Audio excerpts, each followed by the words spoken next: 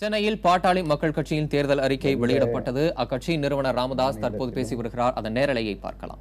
மாநிலத்தில் இருக்கின்ற கட்சிகள்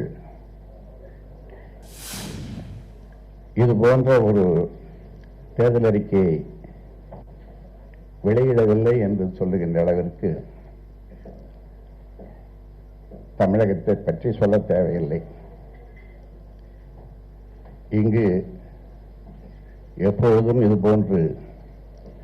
இது போன்ற ஒரு தேர்தல் அறிக்கையை வெளியிட்டதும் இல்லை, வெளியிடப் போவதும் இல்லை. நான் சொல்லுவது பிற கட்சிகள். இந்த தேர்தல் அறிக்கையோடு ஒப்பிடக்கூடிய அளவிற்கு அல்லது இதற்கு மேலே, அதாவது ஒரு பழைய வசனம், ஒப்பாரும் மிக்காரும் சொல்லுவாங்கல்ல, அந்த வசனம், அப்படி சொல்லப்படக்கூடிய ஒரு இந்த தேர்தல் அறிக்கை, இது மக்கள் பங்கேற்புடன் தயாரிக்கப்பட்ட தமிழகத்தின் முதல் தேர்தல் அறிக்கை. முதல் தேர்தல் அறிக்கை என்று சொல்லும்போது மக்கள் பங்கேற்புடன், அதுதான் அந்த முதல் தேர்தல் அறிக்கை என்று சொல்லுகின்றேன். அந்த வகையிலே இது வெறும் தேர்தல் அறிக்கை அல்ல, மாற்றத்திற்கான மக்கள் சாசனம். இன்னும் சொல்ல போனால் தமிழகத்திலே ஏற்பட போகின்ற ஒரு புரட்சியினுடைய முதல் படிக்கல் என்று சொல்லலாம். இந்த நிலையிலே மக்களின் உணர்வுகளை மதித்து, எதிர்பார்ப்புகளை அறிந்து, அவற்றின் அடிப்படையில் தமிழகத்தினுடைய வளர்ச்சியை விரைவாகவும் எளிதாகவும் சாத்தியமாக்கும் வகையில் இந்த தேர்தல் அறிக்கையை நாங்கள் தயாரித்திருக்கிறோம். இதற்காக சென்ற ஆண்டு 2015 பிப்ரவரி 15ஆம் தேதி பாட்டாளி மக்கள் கட்சி அதனுடைய முதலமைச்சர் வேட்பாளரை தமிழகத்திற்கு அறிமுகப்படுத்தியது. பாட்டாளி மக்கள் கட்சியினுடைய முதலமைச்சர் வேட்பாளர் தொடர்ந்து 32 மாவட்டங்களுக்கும் சென்று மக்களுடைய நாடி துடிப்பை அறிந்து பல்வேறு பிரிவுகளாக, மண்டலங்களாக, மாவட்டங்களாக சுற்றி சுழன்று வந்து ஒவ்வொரு மாவட்டத்தினுடைய பிரச்சனைகளை கேட்டறிந்து கலந்தாய்வு பண்ணி, அதே குறிப்பாக நெசவாளர்கள், விவசாய சங்க பிரதிநிதிகள், மீனவர்கள் அமைப்புகள், சங்கங்கள், தொழில் முனைவோர்கள், வணிகர்கள், ஆசிரியர்கள், அரசு ஊழியர்கள், பெண்கள், முக்கியமாக மகளிர் அமைப்புகள்,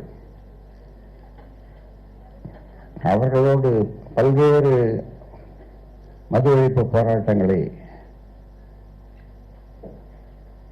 நடத்தி, தமிழகத்திலே எல்லா மாவட்டங்களிலும் நடத்தி அவர்களுடைய கவனங்களை ஈர்த்து, அந்த அடிப்படையிலே தயாரிக்கப்பட்ட ஒரு மக்கள் சாசனம் இந்த தேர்தல் அறிக்கை. விவசாய சங்க பிரதிநிதிகளை சந்திக்கும் போதும், தொழில் முனைவோர்களை சந்திக்கும் போதும், நெசவாளர்களை சந்திக்கும் போதும், பல்வேறு தரப்பினரையும் சந்திக்கும் போதும் அவர்களோடு எங்களுடைய முதலமைச்சர் வேட்பாளர் அன்புமணி அவர்கள் ஒரு ஒப்பந்தமே போட்டு கையெழுத்திட்டார். இதுவரை இந்திய அளவிலே யாரும் செய்யாத ஒன்று. அதை ஆங்கிலத்திலே சோஷியல் கான்ட்ராக்ட் என்று சொல்வார்கள். அதையெல்லாம் இன்றைக்கு செய்து முடித்த பிறகு நிறைவாக என்று சொல்லுவதை விட இன்னும் 30 நாட்களிலே புதிய புதிய யுக்திகளை தமிழக மக்களுக்கு, வாக்காளர்களுக்கு சொல்ல இருக்கின்ற நிலையிலே இன்றைக்கு ஊடக நண்பர்கள் முன்னிலையிலே இதை நாங்கள் வெளியிடுகின்றோம்.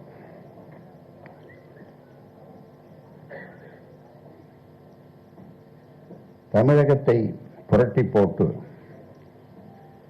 மிகச்சிறந்த மாற்றங்களை செய்வதற்கான தெளிவான தொலைநோக்குள்ள திட்டங்கள் இதிலே இடம்பெற்றுள்ளன.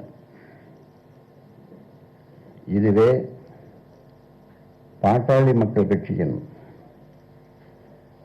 ஆட்சிக்கான செயல் திட்டமாக இருக்கும். அடுத்த மாதத்திலே அமையப் போகின்ற பாட்டாளி மக்கள் கட்சியினுடைய ஆட்சியினுடைய செயல் திட்டமாக இது இருக்கும். சென்ற செப்டம்பர் மாதத்திலே நாங்கள் வெளியிட்ட வரைவு தேர்தல் அறிக்கையிலே 30 தலைப்புகளிலே நாங்கள் வாக்குறுதிகளும் செயல் திட்டங்களும் சொன்னோம், இடம்பெற்றிருந்தன. இப்பொழுது 16 புதிய தலைப்புகளை அதில் நாங்கள் சேர்த்திருக்கிறோம். முன்பு 96 பக்கங்களாக இருந்த வரைவு தேர்தல் அறிக்கை இப்பொழுது நிறைவு தேர்தல் அறிக்கை 144 பக்கமாக இன்றைக்கு சற்று உயர்ந்திருக்கிறது. இதிலே முக்கியமாக இப்போது தொழில் முதலீட்டை ஈர்க்க ஆணையம், 1 கோடி பேருக்கு வேலை வழங்கும் இயக்கம், திரைப்படத்துறை வளர்ச்சி, இப்ப சொல்ல போறதுதான் உங்களுக்கான மிக முக்கியமான ஒன்று, உங்களுக்கான ஒன்று, பத்திரிகையாளர்கள் நலன். அடுத்தது சீமை கருவேல மரம் ஒழிப்பு மற்றும் பனைமரம் வளர்ப்பு, திடக்கழிவு மேலாண்மை, சாலிட் வேஸ்ட் மேனேஜ்மெண்ட், மத்திய மாநில அதிகார பகிர்வு உள்ளிட்ட 16 தலைப்புகள் இப்பொழுது இதிலே இந்த நிறைவு தேர்தல் அறிக்கையிலே சேர்க்கப்பட்டிருக்கின்றன. குறிப்பாக தொழில் முதலீட்டை ஈர்க்க ஆணையம், 1 கோடி பேருக்கு வேலை வழங்கும் இயக்கம் ஆகியவற்றில் தமிழகத்தில் தொழில் முதலீடுகள் வராததற்கான காரணங்கள், தொழில் முதலீட்டை ஏற்பதற்கான நடவடிக்கைகள், வேலைவாய்ப்பு அலுவலகத்தில் பதிவு செய்துவிட்டு வேலைக்காக காத்திருக்கும் இளைஞர்களுக்கு வேலை வழங்கும் நோக்குடன் 1 கோடி பேருக்கு வேலை வழங்குவதற்கான திட்டங்கள் ஆகியவை குறித்து விரிவாக விளக்கப்பட்டிருக்கின்றன. தமிழக மக்கள், நான் ஏற்கனவே சொன்ன மாதிரி, ஆட்சி பொறுப்பை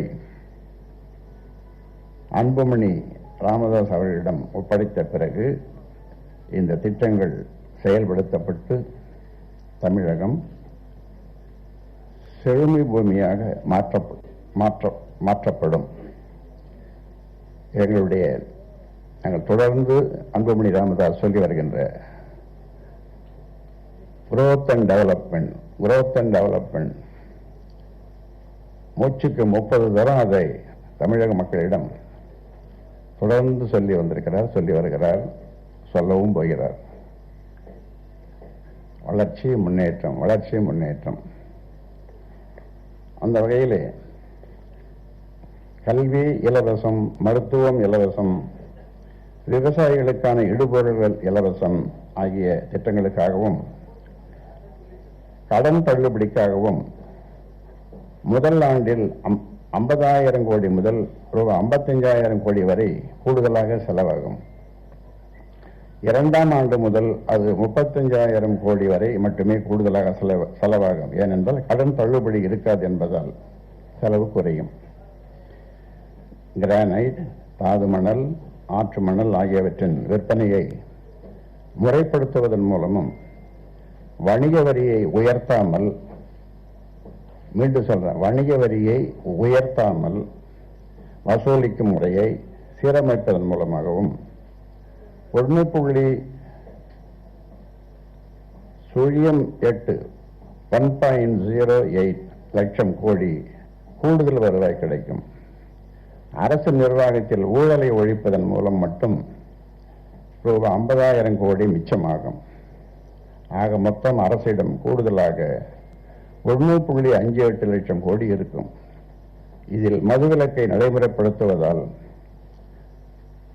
30,000 கோடி இழப்பு ஏற்படும் என்று வைத்துக் கொண்டாலும் மீதமுள்ள நிதியை கொண்டு பாமகவின் அந்த செயல் திட்டங்களை மிக சிறப்பாக செயல்படுத்த முடியும்.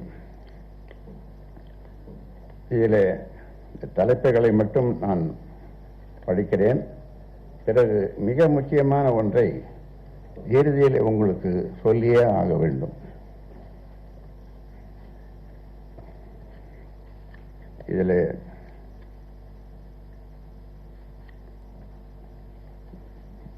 பொருளடக்கம் இந்த சென்ற முறை இருந்ததுதான். இந்த அட்டையினுடைய மறுபக்கத்திலே ஒரு சொட்டு மது இல்லாத தமிழகம்,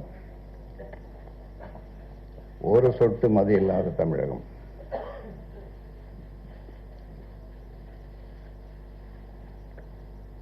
அட்டையினுடைய கடைசி உள்பக்கத்திலே ஒரு பைசா ஊழல்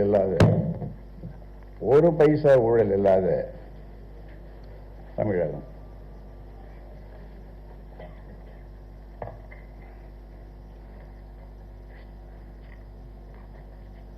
பொருளடக்கத்தை படித்திட்டு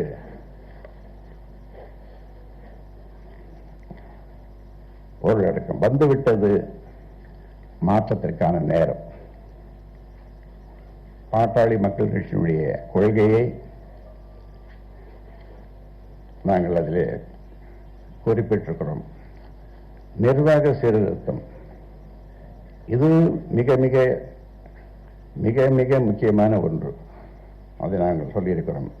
ஊழல் ஒழிப்பு, அதைவிட மிக முக்கியமானது மதுவிலக்கு. எங்களுடைய உயிர் மூச்சு கொள்கை. 35 ஆண்டு காலமாக அதற்காக போராடி வருகின்றவன் நான் என்பது உங்களுக்கு தெரிந்த ஒன்றுதான். மதுவிலக்கு, வேளாண்மை, நீர்ப்பாசனம், கல்வி, உயர்கல்வி, மருத்துவம், தொழில் வளர்ச்சி, தொழில் முதலீட்டை ஈர்க்க ஆணையம், வேலைவாய்ப்பு, 1 கோடி பேருக்கு வேலை, பொருளாதார வளர்ச்சி, உட்கட்டமைப்பு, போக்குவரத்து, எரிசக்தி, தண்ணீர், சமூக நீதி, சமூக நலன், சிறுபான்மையினர், பட்டியலினத்தவர், பிற பிற்படுத்தப்பட்டோர் நலன், இந்து சமய அறநிலையத்துறை, மசூதிகள், தேவாலயங்கள் பற்றியெல்லாம் சொல்லியிருக்கிறோம். நெசவாளர் வணிகர் நலன் அதை விரிவாக சொல்லியிருக்கிறோம். பெண்கள் திருநங்கை நலன் அதை சொல்லியிருக்கிறோம். மீனவர் நலன், அரசு ஊழியர் நலன், பத்திரிகையாளர் நலன், திரைப்படத்துறை வளர்ச்சி,